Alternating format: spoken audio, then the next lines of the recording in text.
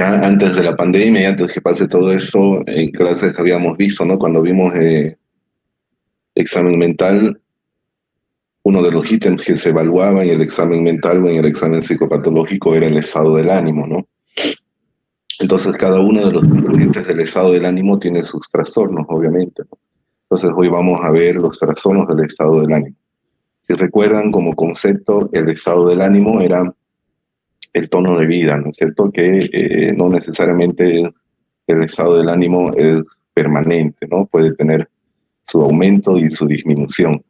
Estos dos extremos, digamos, tanto el aumento o la disminución del estado del ánimo en intensidad y en frecuencia, entonces, que es patológico, obviamente, se denomina todo lo que son los trastornos del estado del ánimo.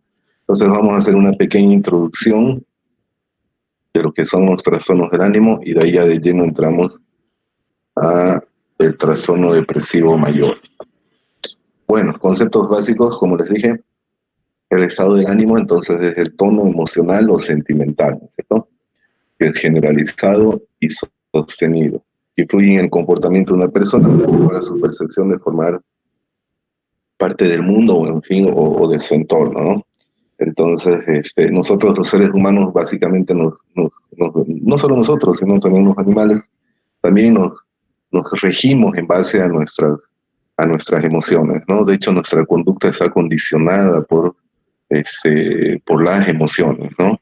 Mucho se habla de la famosa inteligencia emocional, que básicamente es no tanto el control, sino el conocimiento de mis emociones y por ende poder actuar o poder tener una conducta adecuada en base a las emociones.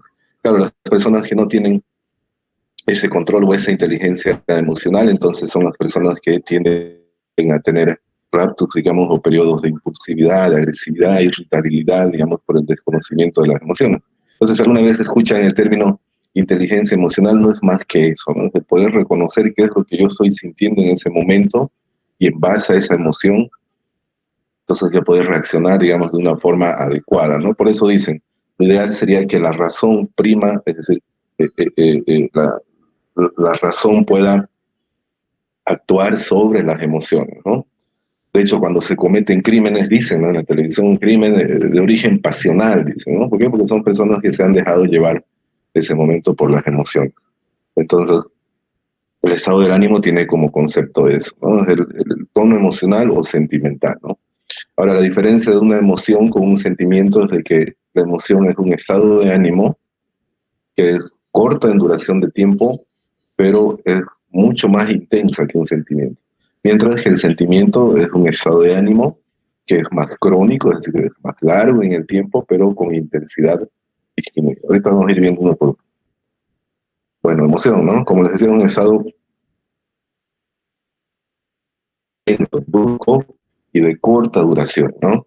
Dentro de ellos podríamos decir, por ejemplo, la impulsividad, la ira, ¿no? La agresividad, en fin, ese tipo de emociones que son cortas pero que son intensas. Y cuando nosotros exteriorizamos ese estado de ánimo o esa emoción, es lo que llamamos el afecto, ¿no? O si yo me encuentro con una persona que no veo, con un familiar o con un amigo que no veo hace muchos años, y me lo encuentro en la calle, bueno, en cualquier lugar, voy y lo abrazo, ¿no es cierto? Lo abrazo fuerte, le doy un beso, es decir, lo saludo con afecto. Afecto le llamamos cuando nosotros exteriorizamos lo que estamos sintiendo en ese momento, o exteriorizar una emoción. Por ejemplo, yo puedo exteriorizar la ira, ¿cómo? A través de la agresividad, ¿no? En un ataque, digamos, en un raptus de ira, yo puedo tornarme agresivo, puedo tirar las cosas, ¿no? Entonces, la forma en que yo exteriorizo, digamos, ¿no? La emoción es lo que se llama el afecto, ¿ya? Estos son conceptos básicos que deben saber, ¿no? Claro, hay muchos adjetivos o las personas este, para describir el estado del ánimo se lo denomina de muchas formas, ¿no? Algunos de un estado de ánimo le llaman tristeza, deprimido, otros utilizan una sensación de vacío, de melancolía, angustia, irritabilidad ante la pérdida de un familiar, digamos, un ser querido describen como inconsolable, exaltado cuando es un estado de ánimo aumentado, digamos, ¿no? Una hipertimia, la euforia, la manía, la alegría, ¿no? Y que eso obviamente es observable por el clínico, precisamente por el afecto, por la forma en que las personas exteriorizan o muestran su estado de ánimo, ¿no? El estado del ánimo no es que pueda ser lábil, sino es lábil, ¿no? Yo, por ejemplo, en la mañana puedo estar de muy buen humor, pero alrededor del mediodía y en la tarde mi estado de ánimo puede caer, ¿no? Entonces yo me puedo tornar un poco más irritable, menos comunicativo y en la noche nuevamente el estado de ánimo puede aumentar, ¿no? El estado de ánimo normalmente oscila, no siempre estamos felices o de buen humor, como dicen, o no siempre estamos tristes o bajoneados, dicen algunos, constantemente, ¿no? Cuando ya cierto periodo de tiempo uno está o con el estado de ánimo alto o disminuido, ya se considera patológico, ¿no? Muchos creen que solo hay la depresión, digamos, ¿no? Y que la tristeza puede llegar a ser patológica. Pero la alegría sostenida también puede ser patológica, que es lo que llamamos la manía, y es ahí donde surge el trastorno bipolar, ¿no? Por eso es bipolar. El trastorno bipolar es un trastorno del estado del ánimo que se caracteriza por fases de manía, que es una alegría patológica. ¿Quién diría, no? Que la alegría puede ser patológica? Y también periodos o fases de depresión, en la cual hay una tristeza, pero que es tristeza patológica, ¿no?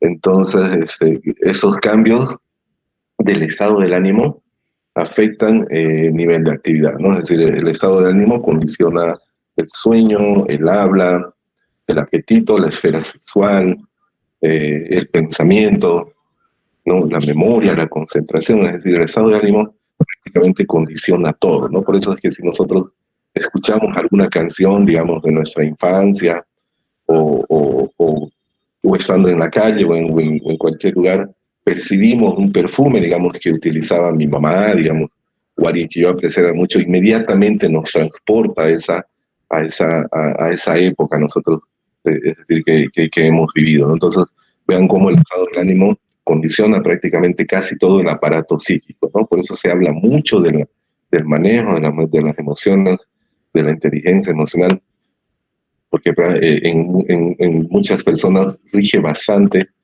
y hay personas que se mueven mucho a través del estado del ánimo, y que muchas veces puede ser patológico, y es lo que entonces hoy vamos a ver, ¿no?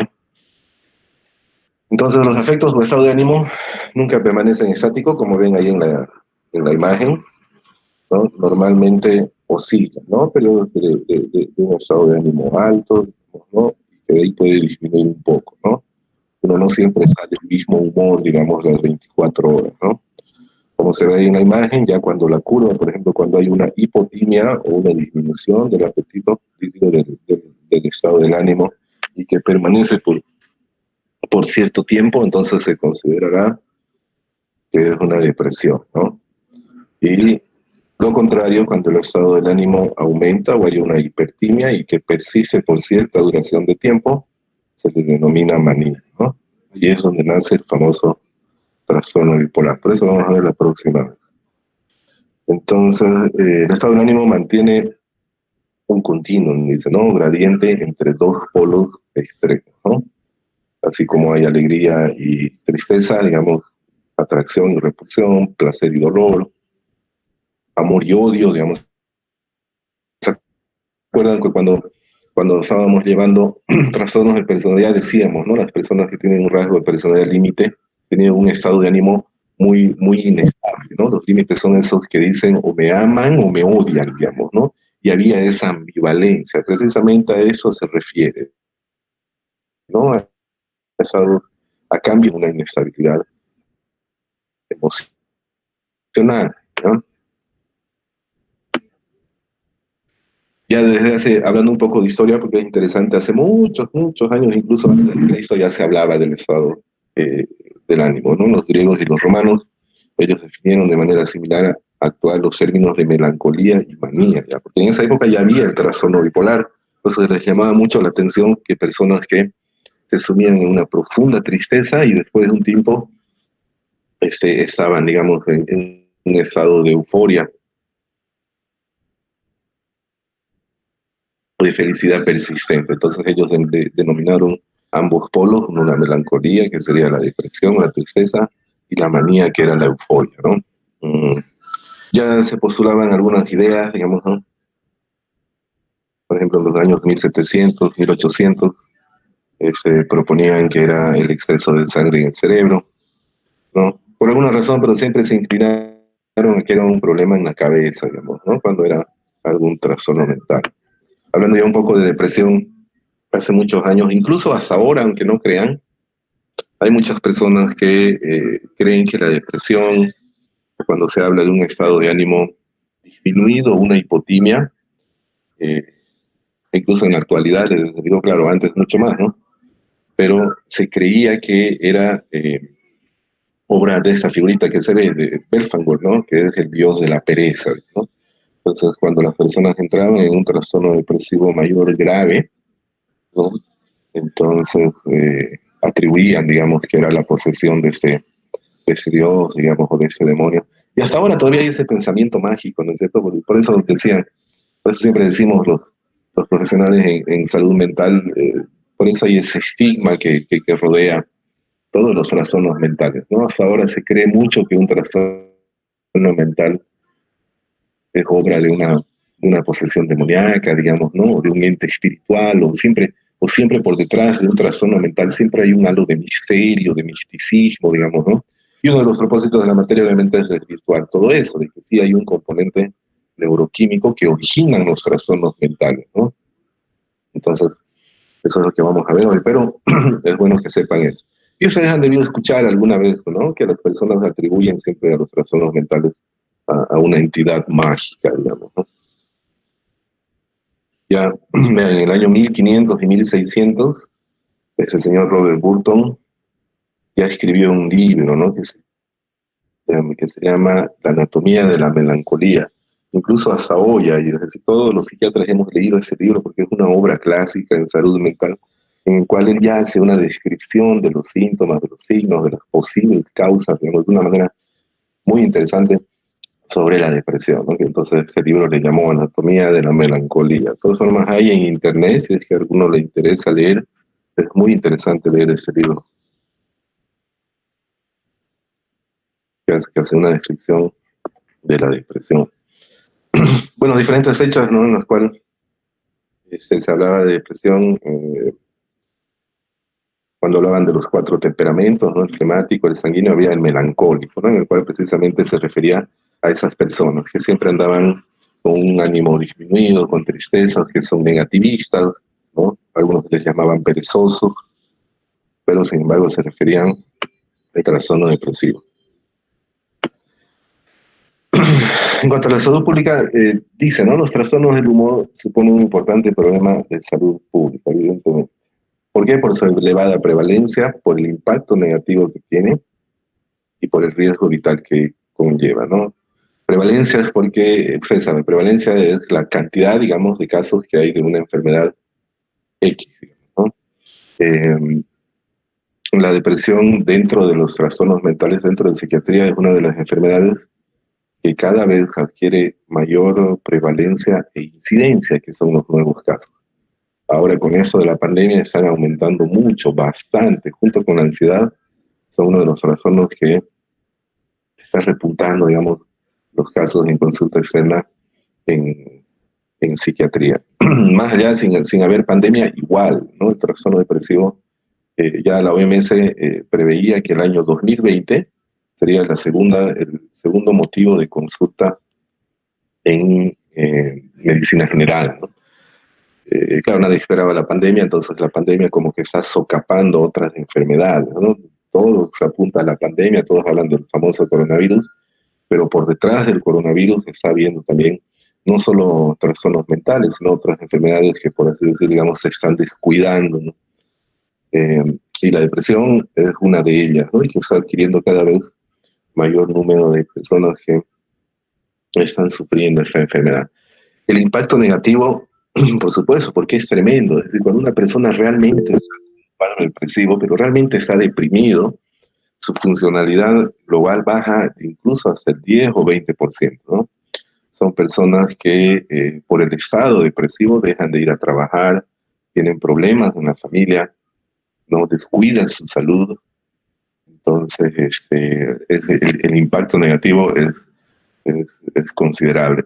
Entonces, no es solo la persona que sufre depresión la que sufre ese impacto, sino también la familia y por ende la sociedad, digamos, ¿no? Porque hay pérdida laboral, en fin, a la persona al dejar de realizar sus actividades provoca esa disfunción general, que no es solo a la familia y a ella misma, ¿no? Y eso con el tiempo representa hasta un gasto para el gobierno. En fin, eso ya lo analizamos igual las primeras clases.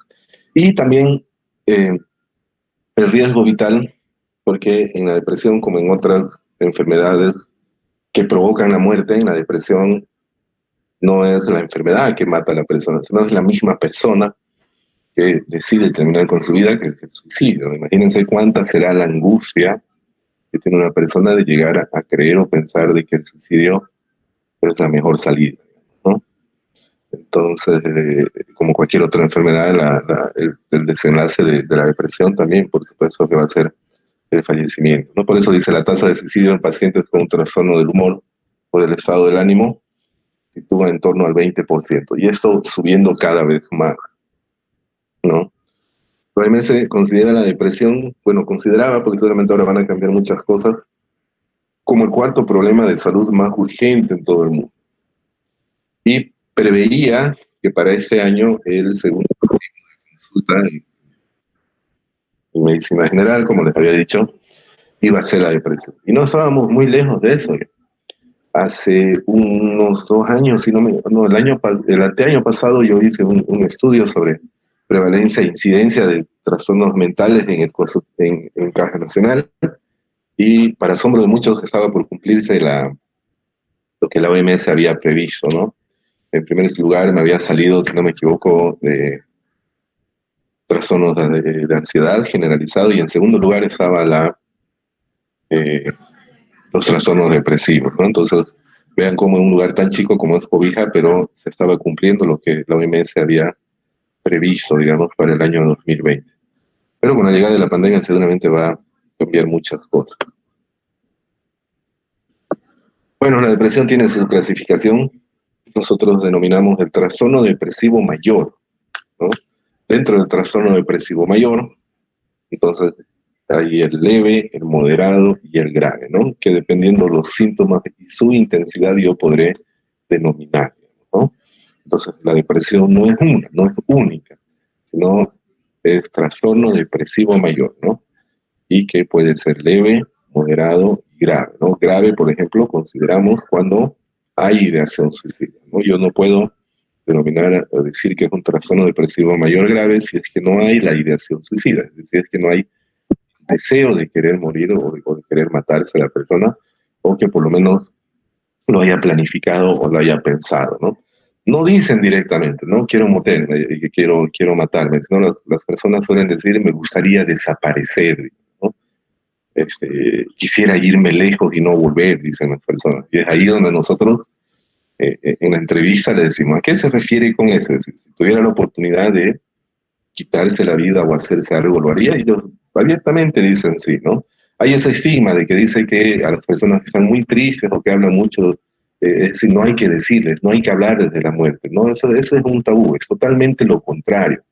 De hecho, hay muchas personas que se sienten liberadas al hablar libremente del deseo de querer morir. Entonces, en la entrevista no hay que tener miedo ni ningún complejo, digamos, ningún estigma con preguntar a la persona si es que tiene el deseo de morir. Porque así como se enferman otros órganos, el corazón, el estómago, los pulmones, en fin, las emociones pues tienen el derecho de enfermarse, ¿no? Y cuando están enfermas, entonces la persona quiere, es decir, tiene el deseo de querer morir. Entonces eso hay que preguntarlo abiertamente, y mejor si hay un familiar ahí que esté escuchando, ¿no? Entonces, para que sea un trastorno depresivo mayor, tiene que haber la ideación suicida. Para ser moderado, la disminución del funcionamiento global tiene que ser considerable, aproximadamente 60, el 70%, y leve es cuando llevan sus actividades relativamente normal, ¿no? Pero tienen problemas de insomnio, en fin, ya vamos viviendo poco a poco. Pero de ahora en adelante no es depresión, ¿no? El nombre y el apellido, digamos, de la persona y como tiene que ponerse en la historia clínica es trastorno depresivo mayor. Y que de ahí hay que denominar si es leve, si es moderado y es grave, dependiendo los síntomas, ¿no? La intensidad. Dentro de, claro, estábamos hablando de depresión, ¿no? Estamos viendo la clasificación de los trastornos del estado del ánimo, ¿no? Entonces la depresión, ya saben, ¿no? Trastorno depresivo mayor que puede ser leve, moderado y grave. Dentro de los trastornos del estado del ánimo también hay la distimia, ¿no? Que es un estado de ánimo, es como una depresión leve, pero que es constante, ¿no? La ciclotimia, que es una personalidad ciclotímica, se llama en realidad la enfermedad, la cual alterna, ¿no? Con periodos de hipertimia y de hipotimia, pero que no llega a ser un trastorno bipolar, ¿no? Y los tres trastornos bipolares, que son el trastorno bipolar tipo 1, tipo 2 y el mixto. Cada uno vamos a ir bien, ¿no? Pero esta clasificación es de los trastornos del estado del ánimo. Bueno, entonces estamos a la depresión o el trastorno depresivo mayor. Dice, ¿no? Hay un psiquiatra argentino que es esa, lo que saca con letras rojas, Alejandro Jodorowsky, y él después claro, es el especialista, ¿no? En depresión, siempre aviso depresión, y él dice eso, ¿no? Pregúntale al deprimido, pero a alguien que realmente está deprimido, ¿no? Si tuvieras todo el poder, ¿a quién matarías? Dice que me preguntaba, ¿no? Y los pacientes con depresión, bueno, él relata, ¿no? Si te da una respuesta sincera, lo verás sonreír, ¿no? No necesariamente porque quiera matar a alguien, ¿no? Probablemente porque él mismo quiera terminar, digamos, con su vida. Entonces dicen, ¿no? La depresión son un grupo heterogéneo de enfermedades afectivas de evolución crónica que se caracteriza por un estado de ánimo deprimido o una pérdida de interés o placer en casi todas las actividades. Nosotros en psiquiatría denominamos anedonia a la pérdida del placer a la vida. Las personas que están atravesando por un trastorno depresivo mayor, grave, pierden, digamos, esas ganas de vivir, ese placer a la vida. Si antes a las personas, a alguien que tiene depresión le gustaba ir, no sé, pues, a jugar fútbol, digamos, todos los sábados en la tarde, por la depresión deja de hacer, ellos pierden el sentido a la vida. A eso es a lo que llamamos anedonia, ¿no? Entonces hay cambios en el apetito, por ende hay cambios en el peso, hay trastornos del sueño, dificultades con el sueño, hay dificultades en la actividad psicomotora, algunos se vuelven torpes, se vuelven más lentos, ¿no? Tienen una falta de energía y adinamia, sentimientos de infravaloración, de culpa, baja autoestima, ¿no? Hay una bradipsiquia, que es un pensamiento lento, ¿no es cierto?, con dificultad para pensar, ¿no? Pérdida de interés y, por último, ideación suicida, ¿no? A menudo manifiestan ansiedad, porque, claro, los deprimidos se preocupan y se lamentan por lo que pasó, por lo que está pasando y por lo que vaya a pasar en un futuro. Entonces eso les genera ansiedad, ¿no? Y tienen síntomas somáticos variados, es decir, pueden somatizar la angustia, la pena, ¿no? A través de palpitaciones, sensación de falta de aire, hormigueo en miembros superiores, inferiores, cefaleas. En fin, cuando ahorita hablemos de depresión enmascarada, vamos a ver cómo la depresión puede manifestarse de forma física, ¿no? Claro, la depresión o ese episodio se acompaña de un malestar clínico significativo, social, laboral o de otras áreas importantes de la actividad del individuo. Es decir, por todos esos síntomas o por todo eso que acabo de leer de la depresión, las personas pierden su funcionamiento global, ¿no? Les genera un malestar en el trabajo, con la gente que es decir, en la socialización, en las actividades, ¿no? Como en cualquier otra enfermedad, pues, ¿no? Alguien con coronavirus no puede ir a trabajar, alguien con depresión tampoco puede ir a trabajar, pero una depresión verdadera, ¿no? No esas depresiones en las cuales eh, para mitigar la depresión supuestamente salen un fin de semana y al otro día ya están bien. No, no, estamos hablando de una depresión verdadera, ¿no? Bueno, ya está el concepto de depresión. Entonces, ya saben, trastorno depresivo mayor o la depresión es un trastorno del estado del ánimo en el cual hay tristeza, ¿no? Y que esa tristeza tiene que ser patológica. ¿Cómo sé yo que la tristeza es patológica? Porque la tristeza es normal, ¿no? Yo durante el día puedo estar triste, ¿no? Al mes estaré unas 500 veces triste, digamos, ¿no? Pero eso no quiere decir que sea depresión. La tristeza, a diferencia de la tristeza patológica, para que sea una tristeza patológica, tiene que durar por lo menos 3 semanas, ¿no? Debe ser persistente, y esto se refiere a que tiene que estar la mayor parte del tiempo y la mayor parte de los días. Entonces, la depresión es un trastorno del estado del ánimo que se caracteriza por la tristeza patológica. Cuando yo sé que es una tristeza patológica, cuando la persona está en esta tristeza, propiamente dicha, es decir, hay una hipotimia, hay una disminución del estado del ánimo, y que mínimo tiene que estar por 3 semanas, la mayor parte del tiempo y la mayor parte de los días, ¿no? Claro, dentro de eso entra el cuadro clínico que ahorita vamos a ver. Es decir, todos esos síntomas que ahorita vamos a describir tienen que estar presentes por más de 3 semanas, ¿no? Entonces yo puedo estar triste 1, 2, 3, incluso hasta una semana, pero después con el pasar de los días mi ánimo va mejorando, en fin, ¿no? Pero para que sea una tristeza patológica, entonces tiene que estar presente por lo menos unas 3 semanas, ¿no? La mayor parte del tiempo y realmente casi todos los días, ¿no? Concepto de depresión. Aquí habla de la repercusión en la vida de la persona, sus familiares, sus trabajos y sobre el sistema sanitario en general, ¿no? Esos son los días laborales perdidos por año, es decir, las enfermedades que producen mayor discapacidad o mayor días laborales perdidos, ¿no? Ustedes ven la diabetes en último lugar, le sigue hipertensión, otros trastornos mentales, eh, dolor de espalda, en fin, y en primer lugar, para asombro de muchos, es el trastorno depresivo, el que produce mayor, es decir, lo que produce más días laborales perdidos es el trastorno depresivo mayor. Hablando un poco de epidemiología y de números, la depresión se ve más en mujeres, ¿no? 2 mujeres por un hombre son las que sufren depresión, ¿no? Las mujeres deprimidas solicitan más atención sanitaria. Probablemente esa sea la causa, ¿no? A los hombres generalmente nos cuesta un poco más exteriorizar o hablar nuestros problemas, ¿no? O canalizamos nuestra tristeza de otro modo, ¿no? Sin embargo, las mujeres tienen esa facultad, digamos, ¿no? En el cual ellas pueden hablar más libremente de lo que sienten, ¿no? Y eso probablemente les haga buscar ayuda profesional, ¿no? Entonces, no sé si es que ellas enfermen más. Yo creo que seguramente ellas buscan más fácilmente ayuda que los varones, ¿no?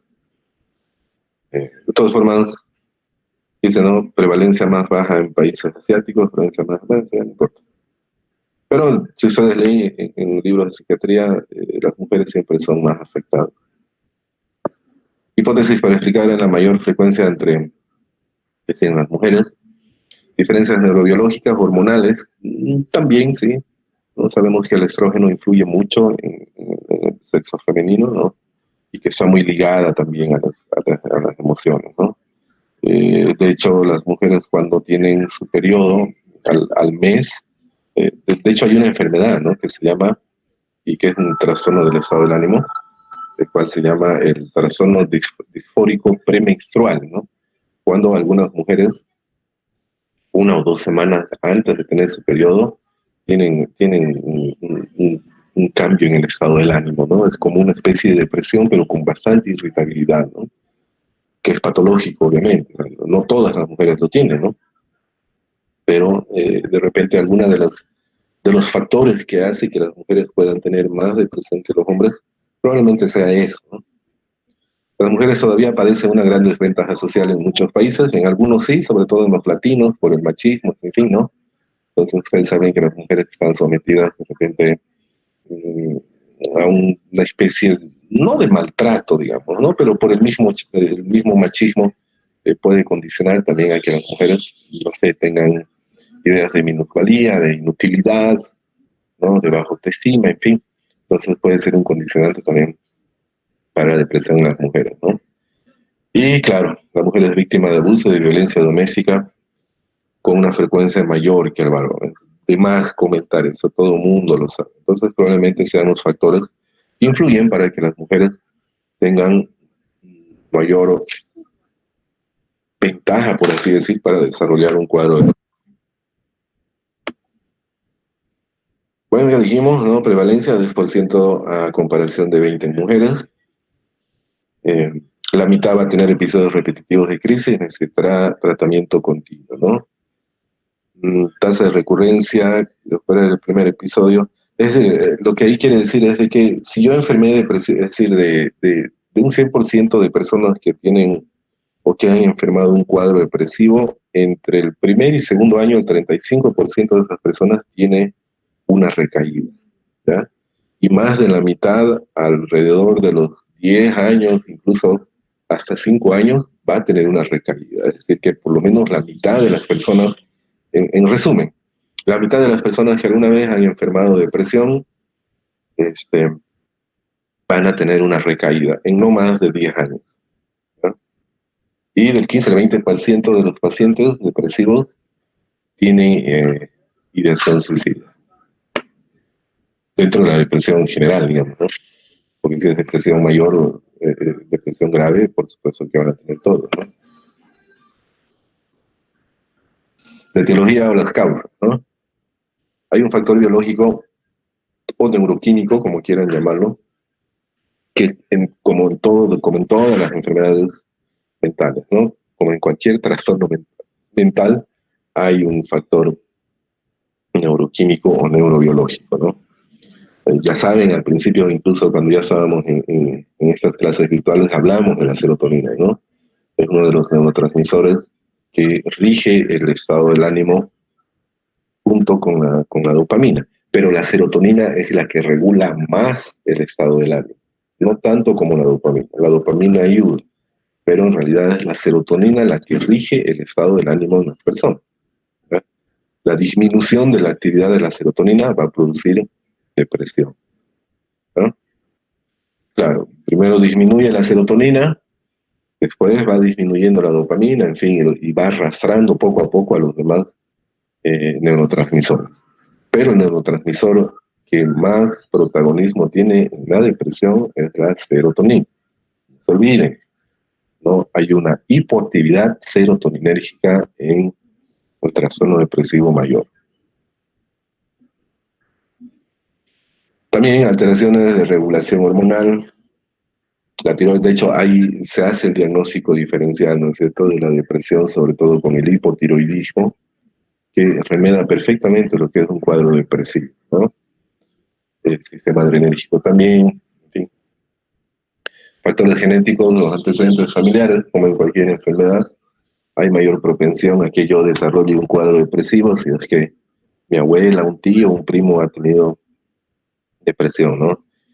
Como cualquier otra enfermedad, ¿no? Lo vuelvo a repetir, la depresión igual ya viene codificada en los genes, ¿no? Por eso es factor genético, ¿no? Solo va a hacer falta un factor desencadenante para que la depresión, por así decirlo, digamos, despierte o se manifieste. Es ahí donde entran los factores psicosociales, ¿no? Situaciones vitales y estrés ambiental. Por ejemplo, esto de la pandemia es un caldo del cultivo, pero ideal para los cuadros depresivos, ¿no? El aislamiento, el miedo, ¿no?, a enfermar.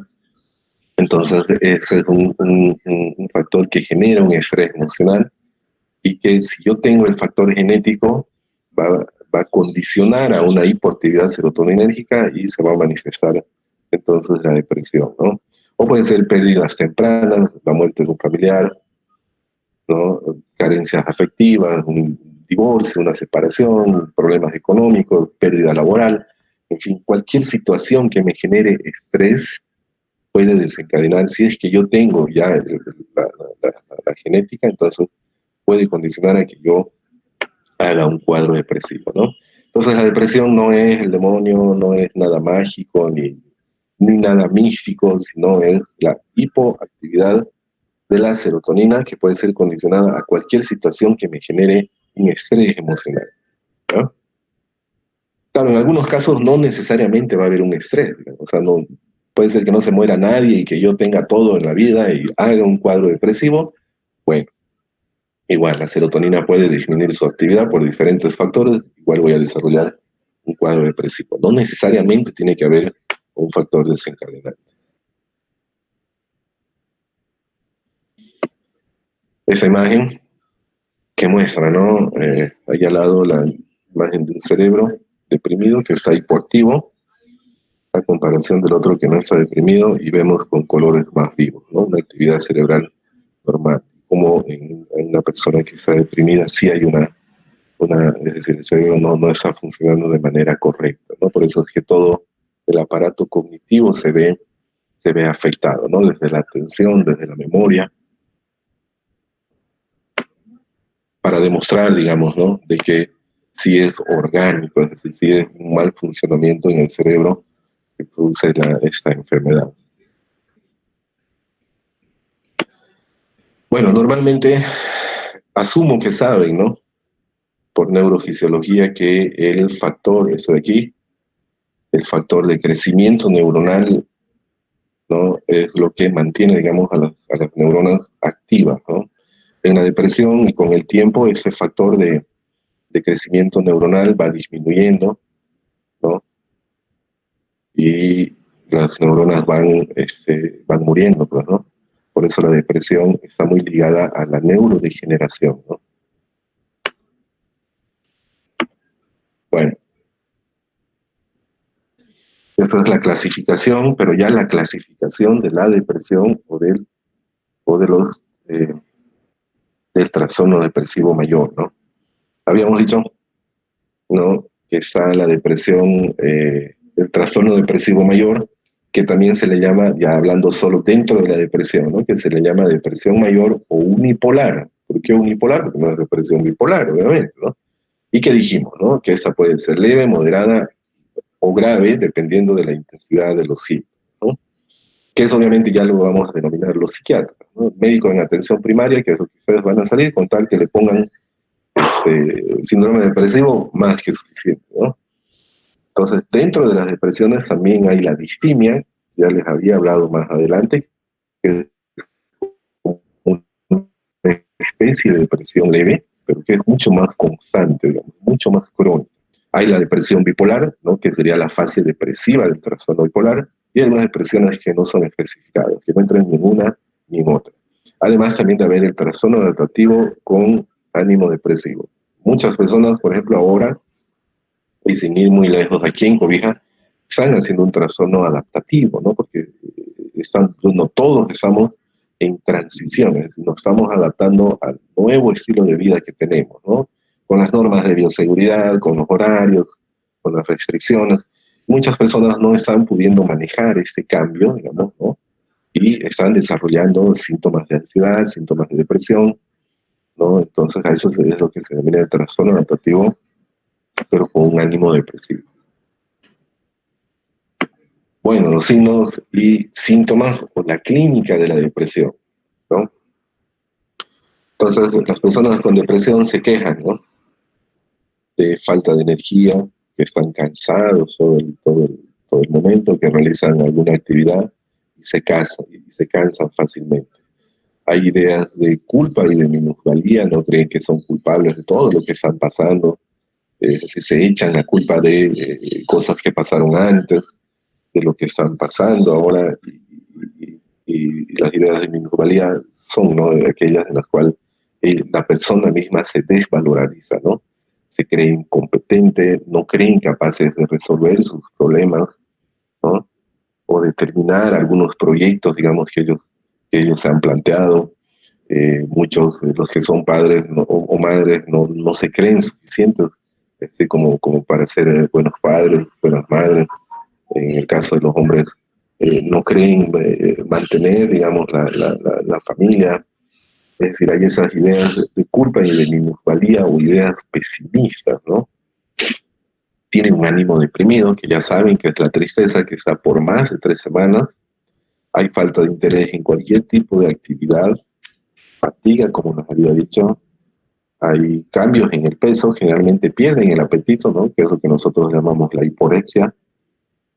tienen dificultad en la concentración, en la memoria, por eso es que se vuelven lerdos, incluso torpes, ¿no? Y siempre va a haber cambios o alteración en el ciclo circadiano, en el sueño, ¿no? El insomnio, en un 99% de los casos, está presente en los cuadros depresivos, ¿no? Y lo peor ya que es el pensamiento suicida, ¿no? Cuando las personas ya llegan a pensar de que la muerte es la salida más fácil y más rápida a todo el sufrimiento y la angustia que están pasando. Y que yo, o el médico, digamos, que está entrevistando, si yo tengo la sospecha de que es una depresión, o ya constaté, digamos, si está triste por más de 3 semanas, siente fatiga, tiene dificultades en el sueño, incluso hay nerviosismo y hay mucho pesimismo, yo tengo prácticamente casi la obligación de preguntarle así abiertamente, decirle, dígame, ¿usted en algún momento ha pensado en desaparecer, no sé, en irse lejos? De repente ha pensado en hacerse algo, en quitarse la vida. Y las personas responden, ¿no? Dicen sí, incluso te manifiestan algunos, ¿no? No le había comentado a nadie, ¿no? Pero me siento mejor el poder decir de que creo que la muerte es la mejor salida, ¿no? Y que obviamente les digo que es casi una obligación preguntar porque ellos no lo manifiestan abiertamente, ¿no? Imagínense que un padre o una madre le manifiesta a sus hijos eso. Incluso que la mujer le manifiesta al esposo que quiere morirse, no es fácil, digamos, ¿no? Siempre va a ser más fácil que una persona evoque, digamos, o exteriorice lo que siente con una persona prácticamente desconocida, digamos, como sería un médico o un psiquiatra, digamos, ¿no? Cuando hay un apego, digamos, o hay un afecto de por medio, finalmente es un poco más difícil hablar de este tipo de cosas, ¿ya?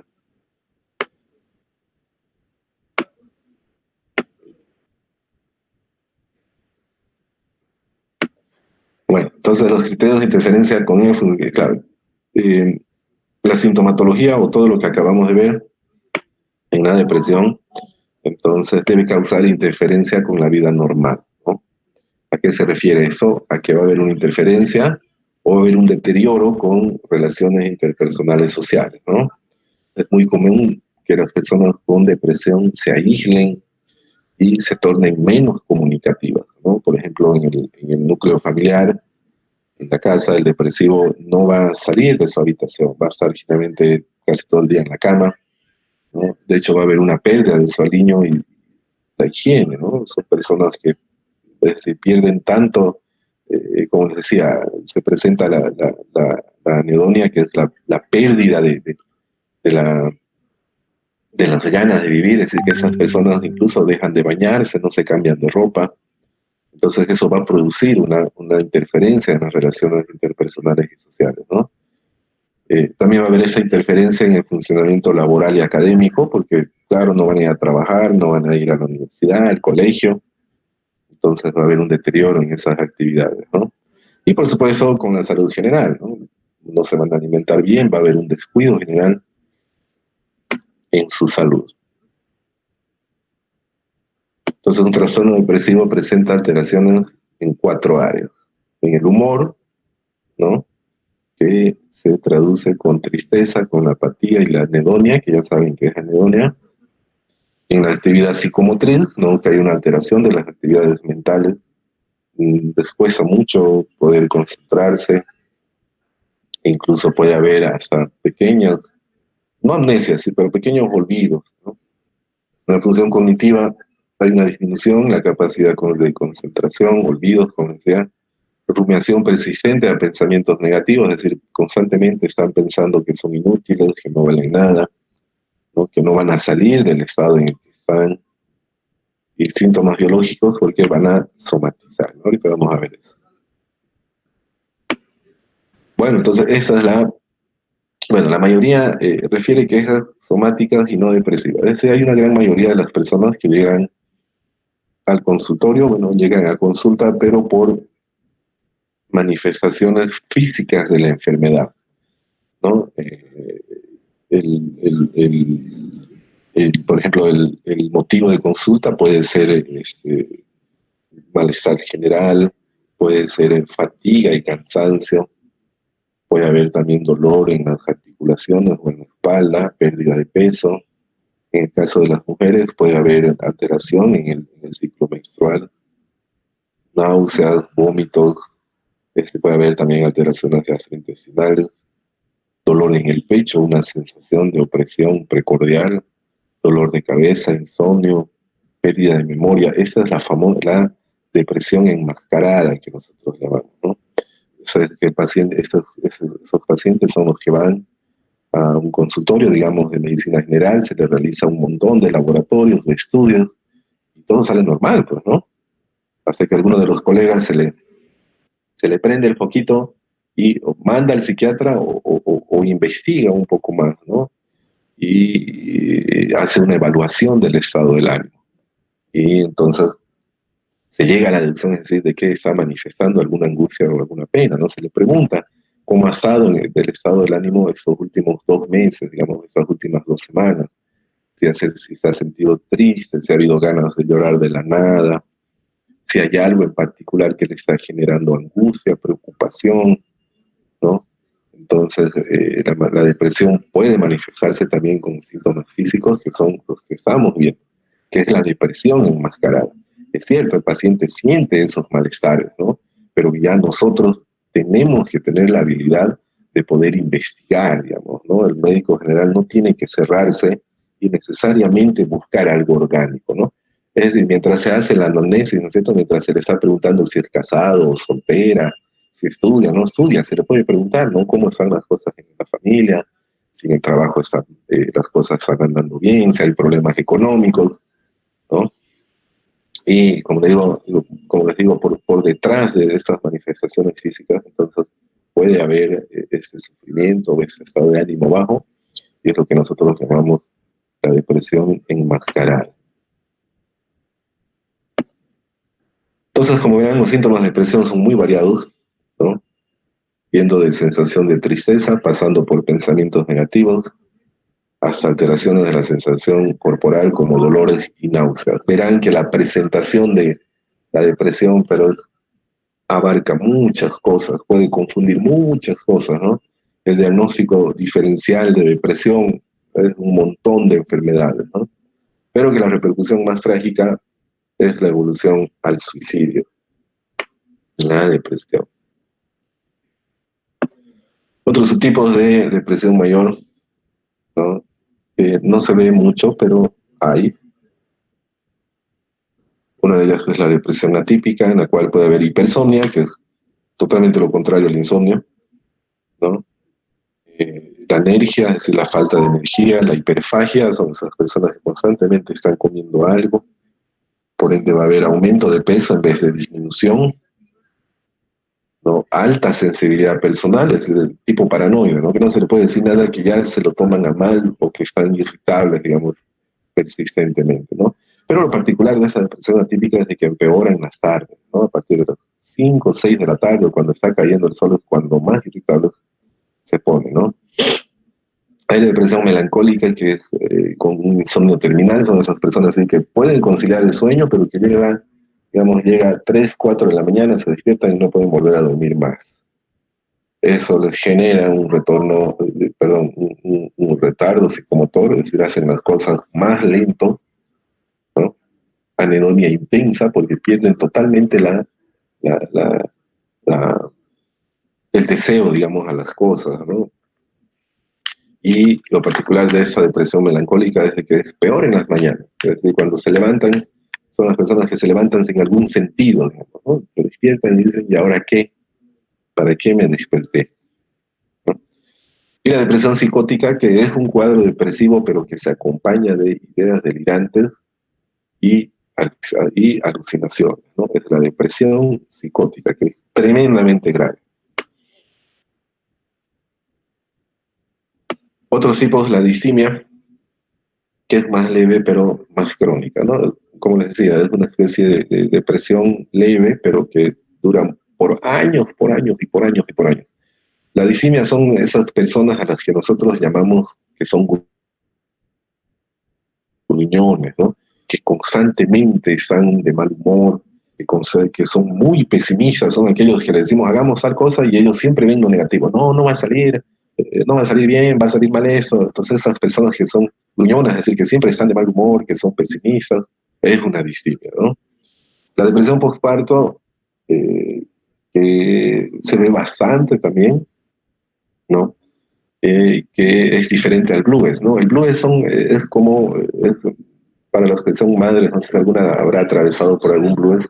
El blues llamamos cuando, digamos, las madres dan a luz, tienen al bebé y durante una semanita, unos 5 días, eh, se creen incompetentes, digamos, ¿no? O tienen la idea de que no van a poder ser madres, o no quieren dar de lactar al niño, ¿no es cierto? O no les sale leche y eso les genera angustia, desesperación, digamos, ¿no? Pero que con los días eso se va normalizando. Ese es el blues, ¿no? Que se considera, que de hecho no se considera patológico.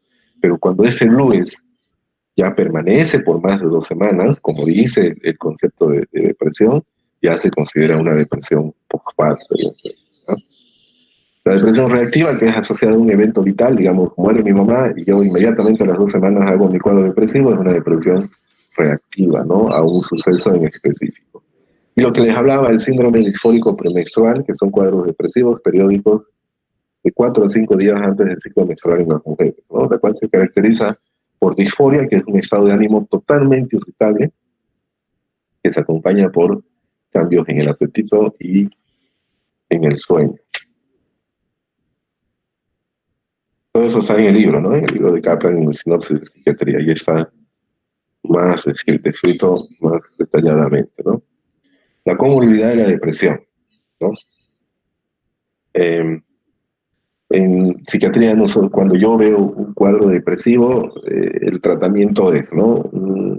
Su antidepresivo, claro, pero siempre lo acompaño de un ansiolítico, ¿no? Y cuando es ansiedad, igual, doy un ansiolítico, pero siempre acompaño con un antidepresivo.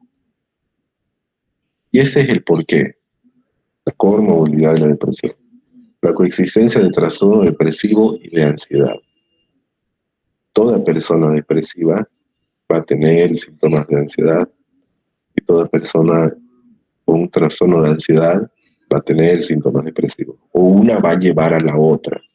Por eso el esquema de tratamiento, tanto en depresión como en ansiedad, siempre va a ser un antidepresivo asociado a un ansiolítico, ¿no? Lastimosamente no hay prácticas, ¿no? Si hubiera práctica, por lo menos 1 o 2 veces irían a Caja Nacional y verían, digamos, ¿no? De que yo nunca doy solo un antidepresivo, ¿no? Casi nunca doy solo ansiolíticos. Generalmente los asocio, digamos, ¿no? Porque a la larga una cosa lleva a la otra, ¿no? Es como la hipertensión y la diabetes, ¿no? Van juntos de la mano. Entonces, y no solo yo, todos los psiquiatras, bueno, al menos la mayoría, es el esquema. Y cuando llegamos a tratamiento van a ver, ¿no? Pero la coexistencia de trastorno depresivo y de ansiedad, ¿no? Puede haber la depresión y ansiedad mixta, en la cual hay síntomas depresivos y ansiedad que no son tan notorios, pero es como una mezcla de ambos, ¿no? De hecho, el CIE-10 hay, digamos, ¿no? El trastorno mixto depresivo ansioso se llama, ¿no? En la cual hay síntomas de ansiedad y síntomas de depresión.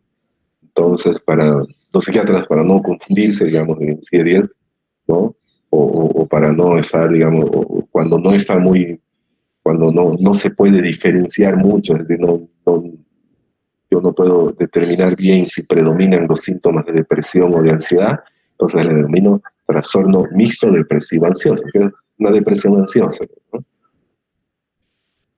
Trastorno de ansiedad con síntomas depresivos, ¿no? Es decir, puede ser un trastorno de ansiedad, pero que puede socapar, digamos, que puede estar acompañado de los síntomas depresivos, y viceversa, ¿no? En resumen, ¿qué es lo que quiero mostrarles con esta diapositiva? Es de que la ansiedad y la depresión van de la mano, ¿no? Por eso dentro de la conducta terapéutica o la administración de los psicotrópicos o los fármacos, siempre voy a dar un ansiolítico asociado a un antidepresivo.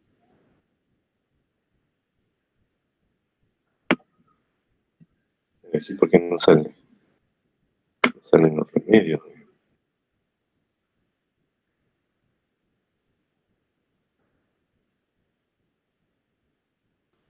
Bueno, tratamiento de depresión entonces, ¿no? Eh, Medicación antidepresiva, ahorita vamos a ver, que debe ser acompañada siempre de la psicoterapia convencional, ¿no? O la psicoterapia cognitivo-conductual específica para un trastorno depresivo. Y si ambos no funcionan, también está indicada la terapia electroconvulsiva, que creo que ya habíamos hablado antes de eso. Factores que influyen en la selección de antidepresivos, bueno, son muchos factores, ¿no? Lo ideal hubiera sido todo eso ver en práctica, pero bueno, de todas formas hablaremos. Probabilidad de cumplir el tratamiento, ¿no? Veré, digamos, qué tan intensa, digamos, cuál es la manifestación en cada persona del cuadro depresivo, porque no para todos es el mismo antidepresivo, dependiendo si predominan los síntomas de ansiedad, de depresión, si hay insomnio, no, si el paciente va a cumplir, es decir, si va a haber adherencia al tratamiento, no, la edad, el estilo de vida, como decía, otros trastornos somáticos, en fin, y son muchos factores que influyen para que yo determine cuál antidepresivo es mejor para esa persona. De todas formas, eso es lo que ustedes tienen que saber, ¿no? Que los remedios de primera línea en un trastorno depresivo mayor son los inhibidores selectivos de la recaptación de serotonina o los famosos IRS, ¿no? Cuando avanzamos psicofarmacología hablamos de esto, ¿no? Los remedios de primera línea en un trastorno depresivo mayor siempre van a ser los IRS, los inhibidores selectivos de la recaptación de serotonina, ¿no?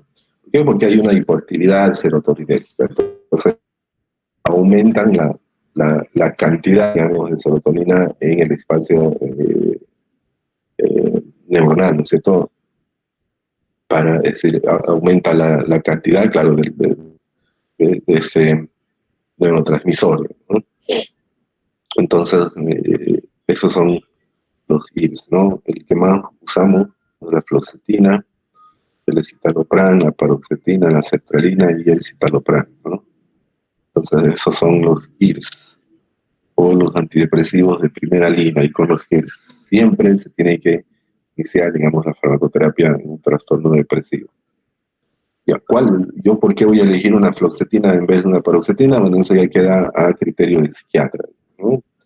Por ejemplo, muy rápido, la fluoxetina es un antidepresivo que es ideal cuando hay predominio de síntomas de depresión, y cuando hay mucha tristeza, mucha melancolía, entonces yo preferiré una fluoxetina. El escitalopram es un antidepresivo que se elige mejor en personas jóvenes, por ejemplo en adolescentes, o en personas de la tercera edad, o en personas que tienen una enfermedad de base, digamos diabetes, hipertensión. Yo voy a elegir el escitalopram.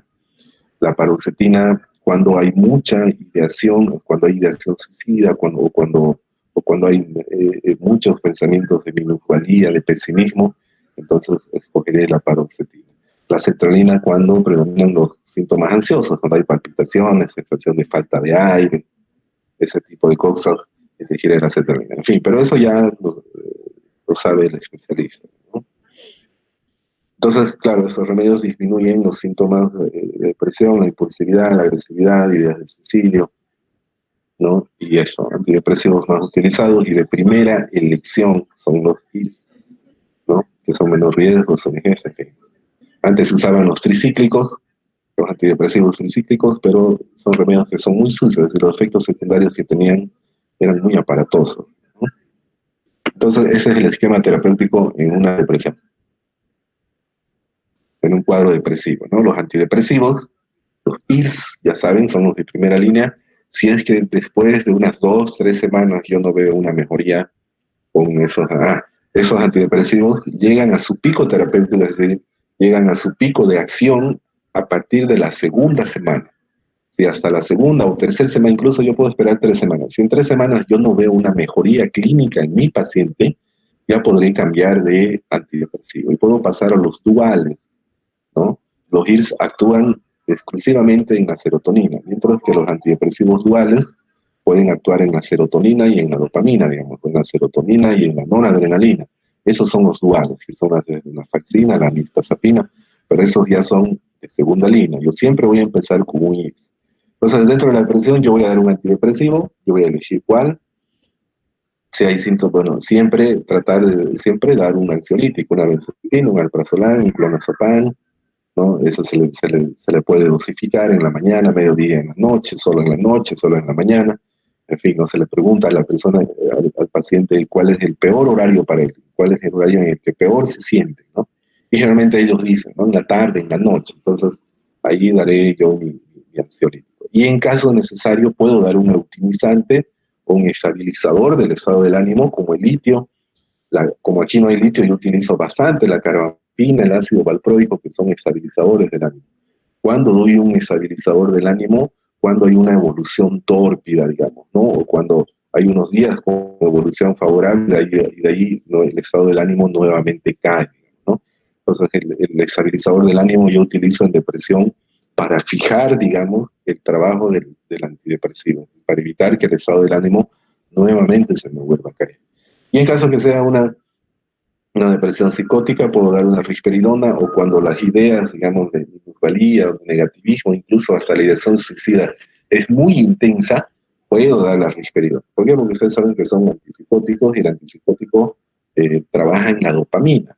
Y la dopamina es un neurotransmisor que interviene mucho en el pensamiento, ¿no? Entonces, en algunos casos se podrá elegir o se podrá incluir al esquema terapéutico también un antipsicótico, ¿no? Mucho dependerá de de la presentación clínica.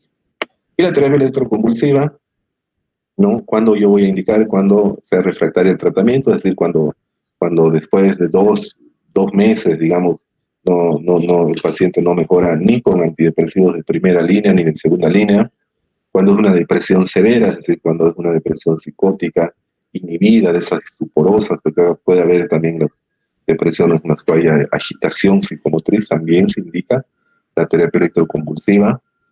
Cuando hay alto riesgo de suicidio, cuando constantemente el paciente está intentando darse la vida, en el embarazo también se puede hacer la terapia electroconvulsiva, ¿no? Entonces, eso es en resumen, cuando el efecto terapéutico, es decir, cuando el tratamiento médico no funciona, puede optar por la terapia electroconvulsiva.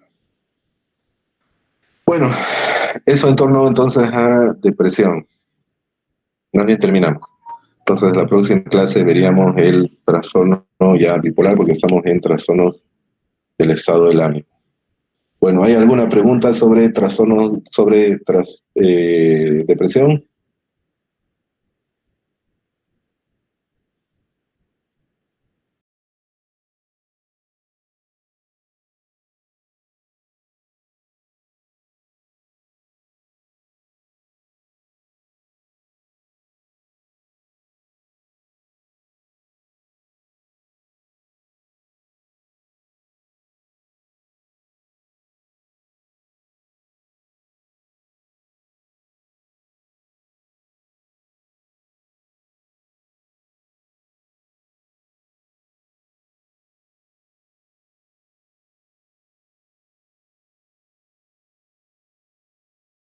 Prácticamente nos condiciona, ¿no? Que tiene que haber esa tristeza. Primero yo tengo que denominar, ¿no? Si es tristeza patológica. Cuando yo digo que es una tristeza patológica, cuando hay una disminución, digamos, del funcionamiento, ¿no? Cuando por los síntomas que la persona está pasando, no, si digamos durante una semana no está yendo al trabajo, es que está más aislado, es decir, que no quiere salir eh, del cuarto, que hay una pérdida de su aliño, que todo lo que dice es negativo, digamos, ¿no? Y está presente solo dentro de una semana, aún yo no puedo considerarlo un trastorno depresivo mayor, según la literatura, digamos, ¿no? La literatura dice que tiene que estar presente por más de 2 semanas. ¿Cómo yo le voy a denominar? Haciendo un análisis de todo el cuadro en sí. Veré los antecedentes, ¿no? Muy importante si es que hay antecedentes familiares, si ha habido algún factor condicionante, es decir, se ha muerto algún familiar. Entonces son muchas cosas que yo tomaré en cuenta para determinar si es un cuadro depresivo o no. ¿Se acuerdan que cuando llevamos de esquizofrenia yo les dije, ¿no? De que la literatura dice que tiene que haber la sintomatología psicótica por más de 6 meses, ¿no? Pero yo les dije, mejor es esperar un año, ¿no? En depresión igual puede entrar lo mismo, ¿no? La literatura dice eso, pero la experiencia, es decir, lo que nosotros vemos, si durante una semana esta persona, los síntomas que yo puedo percibir, digamos, y lo que los familiares me dicen, realmente es intenso y la clínica es aparatosa, por más que sea una semana, yo sí me animaría a decir que es un cuadro depresivo. Como les dije en el desarrollo del tema, la literatura te dice que por más de 2 semanas, ¿no? Pero si te llega una persona con unos 2 semanas serían, ¿cuántos? 7, 14 días. Pero si llega una persona que hace 10 días está encerrada en su cuarto, ¿no? Solo llora, no duerme, ha dejado de ir a trabajar, ha dejado de ir a estudiar, entonces por supuesto que ya para mí va a ser una depresión, digamos, ¿no? Entonces, dependiendo, yo creo, del caso y de la intensidad de los síntomas, yo creo que puede diagnosticarse antes. A mí me ha pasado, no han cumplido 2 semanas las personas de la sintomatología, pero personas, yo he visto personas una semana, pero su funcionamiento global ha disminuido brutalmente, digamos, ¿no? Casi ha llegado a 10 y que han buscado incluso constantemente entonces, en algunos casos sí se puede diagnosticar antes, ¿no? Pero eso es lo que dicen los libros, ¿no? En la práctica, ustedes saben, en los libros dice una cosa, pero en la práctica ya con el paciente enfrente las cosas pueden cambiar. Si bien la literatura recomienda más de 2 semanas de esa tristeza patológica, depende. Ustedes saben que en medicina 1 más 1 puede ser 2, ¿no? Si los síntomas realmente son muy intensos, por más que sean 7 días, 10 días, yo creo que sí. Yo lo he hecho, ¿no? Yo he diagnosticado un trastorno depresivo mayor grave con ideación suicida en días prácticamente, 5, una semana. Entonces, yo creo que es independiente, ¿no? Cada persona es muy independiente, dependiendo de las manifestaciones que presente. Pero eso es lo que dice la literatura, ¿no? ¿Qué más?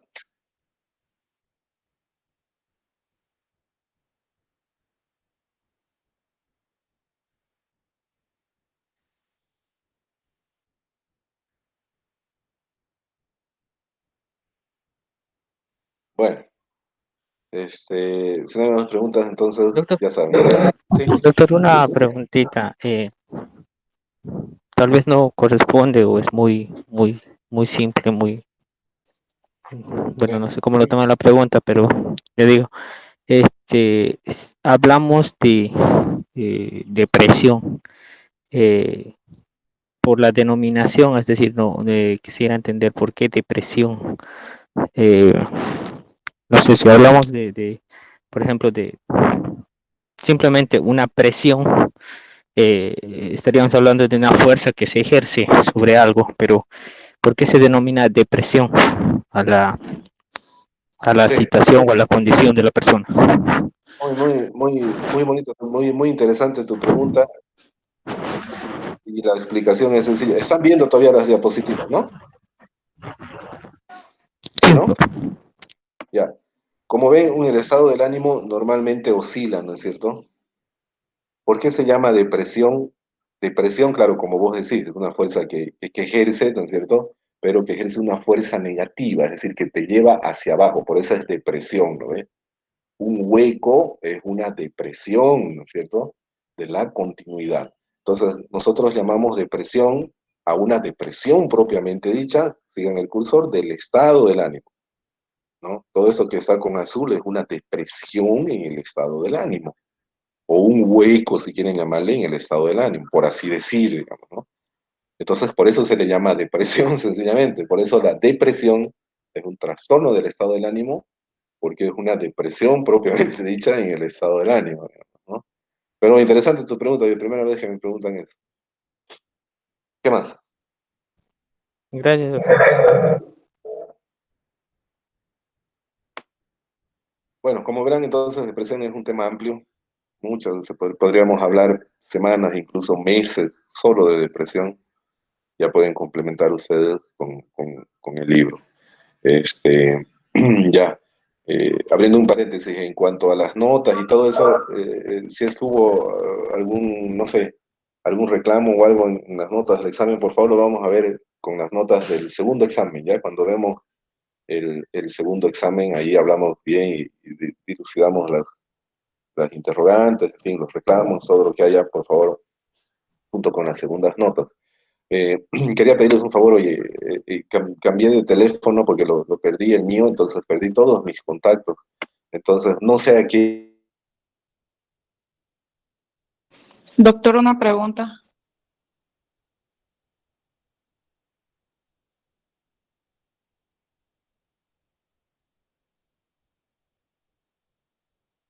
Doctor, una pregunta.